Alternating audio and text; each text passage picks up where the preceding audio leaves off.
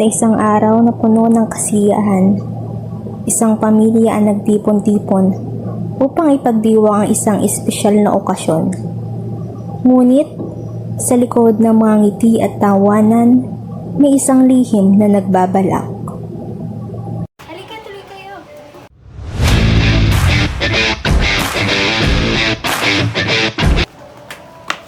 Mamaya pa dapat yung mama mo. Pulas ka. Muna kayo. Maraming salamat pumunta kayo sa birthday ko. Of course, Ana. Hindi pwedeng wala kami. Alam mo namang excited kami sa birthday mo.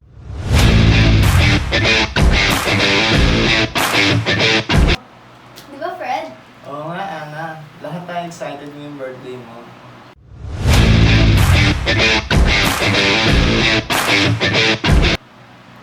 Ngunit sa isang iglap, ang simpleng selebrasyon ay magiging isang kwento ng takot. Ano yun? Ano yung ingin yun? Ano yung narinig mo? Ewan ko. Wait, parang may narinig ako. Ano yun? Kahit ang mga kaibigan ni Ana ay hindi alam. Isang masamang nangyari noong nakaraang taon na magbabalik ngayon. At ang lihim ay lilitaw sa araw ng kanyang kaarawan.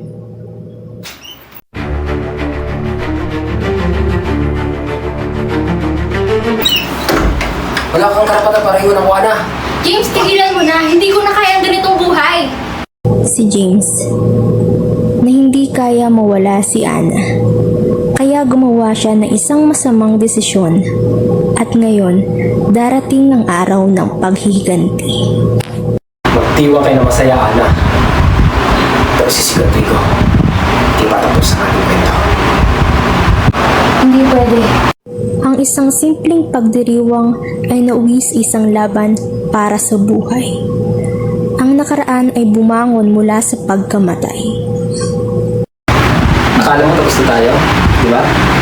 Pero hindi ko hayaan na magpatuloy pa rin ang mga kahihigan.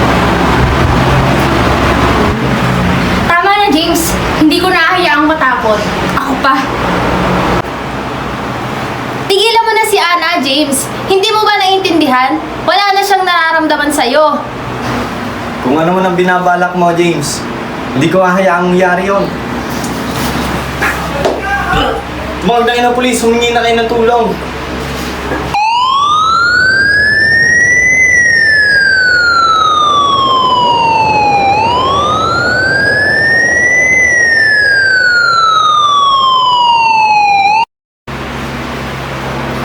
Hindi pa ito ang tapos.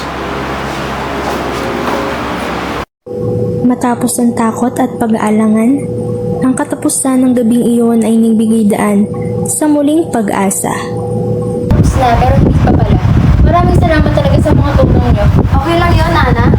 Tayo lang man tutulungan. Ang kwento ng isang kaarawan ay hindi laging magiging magaan. Minsan, kailangan natin ng lakas upang mapanatili ang ating kaligtasan at ang ating buhay.